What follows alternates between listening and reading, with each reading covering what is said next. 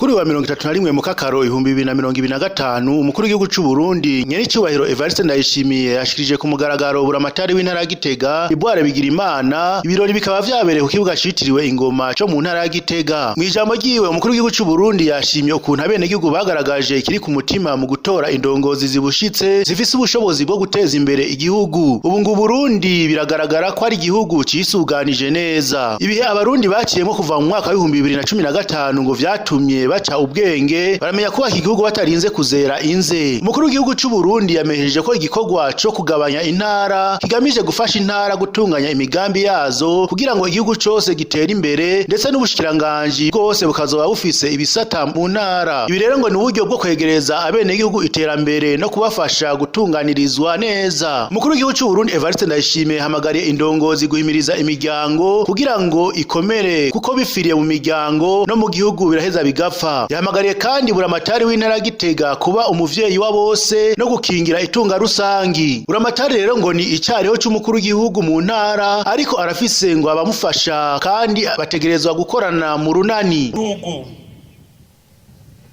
Buramatari ni icyariho cy'umukuru w'igihugu mu ntara. Umukuru w'igihugu murabona ntiyo hatambikiza hose, hategereza kuba icyariho ciwe mu ntara.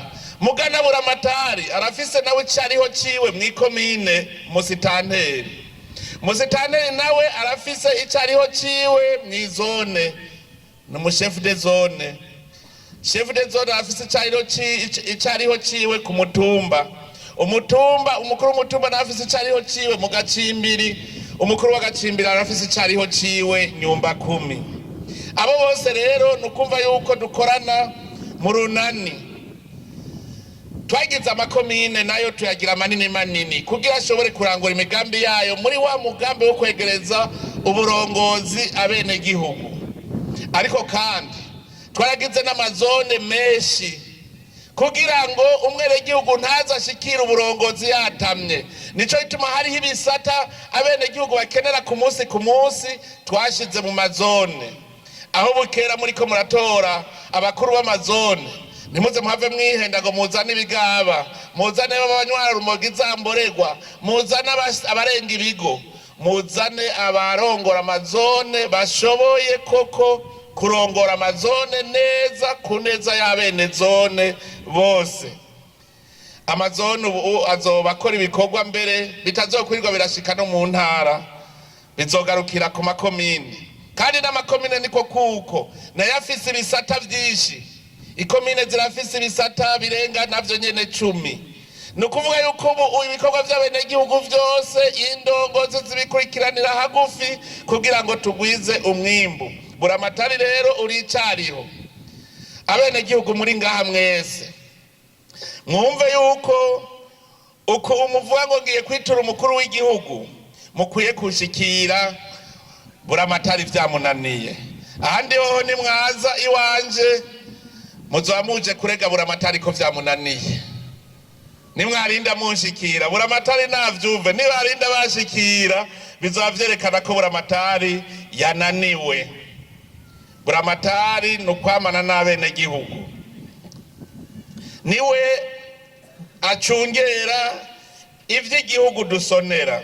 Namanda bisubiramwo, hariho ivy'igihugu dutegereza gusonera. Ubwa mbere n'ubutunzi bw'igihugu. Nihaba hariho ibikoresho igihugu gikoresha, hariho ba musitanteri bazi ko imodoka ari iwabo atari ya komine, hariho abazi ko bijya bikoresho byose ari gwabo atari vya komine. Ivy'igihugu dusonera n'ubutunzi bw'igihugu, yaba amafaranga, vyaba ibikoresho, yaba amatongo, n'ivy'igihugu. Nico gituma dutegerezwa kubisonera. Buramatari rero ni wajeje kuraba ko ivy'igihugu dusonera bisonewe. Hariho amategeko y'igihugu, abantu barenga amategeko y'igihugu dutegereza kuyasonera. Umukuru w'igihugu yasavye buramatari w'intara ya Gitega ko yosanga abene igihugu mu makomine kugira ngo batunganirizwe bari iyo baba. Nimuve hasi rero twese dukore. Buramatari azadusange ku kivi. Ndagasubira buramatari azadusange ku kivi. Sitwe tuzomusanga mu biro, ni wazodusanga ku kivi. Buramatari mbenda bigusaba uno munsi ufise amakomini 9 muri iyi ntara. Amakomini 9 kuyagendera murumva ni iminsi 9 gusa mu kwezi. Ndagusavye rero buramatari n'imiburiburi mu ndwi ugendera amakomini 3. Ugendera amakomini 3. Hariho ingwara kubera kera kwari kwicara gusa. Wavuga ngo abene gihugu azosanga mu biro basange ku kivi n'imiburiburi mu ndwi ugendera amakomini 3 wumviriza urabe ivyo bariko barakora ubereka inzira bofata ico bokora wongere ubahe n'impanuro. Nayo buramatari w'intara Gitega Bigirimana akaba yamenyesheje yuko agiye gushira mu ngiro impanuro kivyeyi n'intumbero zose z'igihugu uko yabisabwe n'umukuru w'igihugu cy'u Burundi, ndetse akaba yiyemeje kandi no kuba umusuku w'abene gihugu. Ikindi yiyemeje nuko agiye guhagararira itunga rusangi kugira ngo ibirivamwo bizoramire abarundi bose. Mu minsi mike amaze ariko ararongora intara Gitega ngo hari ibitari bike bimaze kurangurwa bafadikanije n'inzego z'umutekano, cyane cyane ibijyanye no kugwanya iduzwa ry'ibiciro magendo. Nkuko twama tubivuga turi kumwe twese birashoboka.